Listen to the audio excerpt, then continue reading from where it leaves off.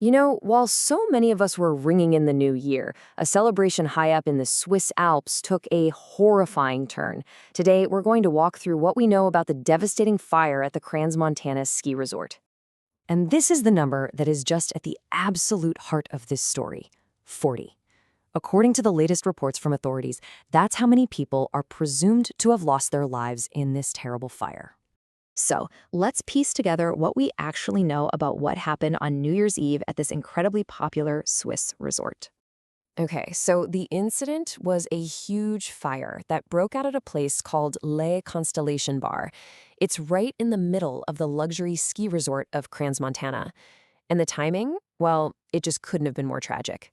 It all started around 1:30 in the morning, right when New Year celebrations would have been at their peak. Think about it.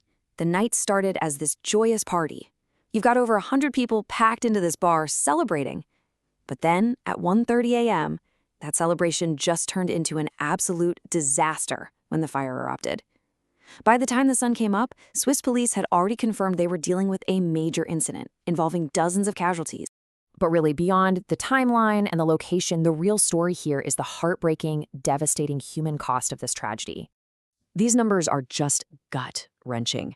The Italian Foreign Ministry, citing Swiss police, has confirmed that around 40 people are presumed dead. And on top of those fatalities, more than 100 other people were injured in the blaze. A police spokesperson also shared a really crucial detail. The vast majority of the people affected were tourists. These were folks from all over the world who had traveled to this beautiful resort for the specific reason of celebrating the holidays. It just instantly turns a local disaster into a major international tragedy. So this means we're talking about a really diverse group of people from many different countries. And they were all there for one simple, happy reason: to ring in the new year. That's what makes this whole thing so hard to comprehend. Of course, with a tragedy on this scale, the number one question is always how. And that search for answers is underway right now. But it's a complicated process of separating the hard facts from all the speculation. It is the one question that is on absolutely everyone's mind, from the investigators on the scene to the families desperately waiting for answers. What on earth caused this fire? Okay, so let's break this down. Police have been very clear on one thing. They have completely ruled out a terrorist attack. Now, on the other hand, there are unconfirmed reports floating around in Swiss media that are speculating the fire might have been started by pyrotechnics, like fireworks, that were being used during a concert inside the bar. It's so important to stress, though, that right now, that is purely speculation.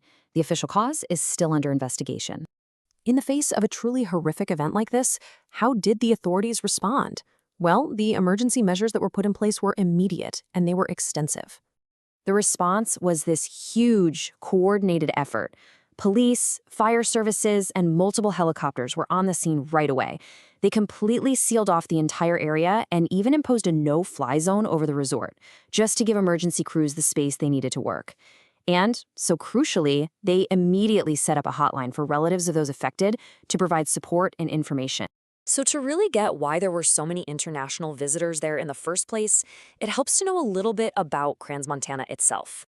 Yeah, Crans-Montana isn't just some small ski town. It's a world-famous luxury resort, nestled right in the Swiss Alps. It's a huge draw for tourists from all over the globe, with something like 87 miles of ski trails. I mean, to give you an idea of its prominence, it was scheduled to host a World Cup skiing event this very month. And all of this leaves us with a really sobering and incredibly important question. As the investigation continues and eventually uncovers exactly what went wrong, what lessons can be learned from this? How do we make sure that a celebration, anywhere in the world, never ever turns into a tragedy like this again? It's a vital question not just for Crans-Montana, but for event organizers and authorities everywhere.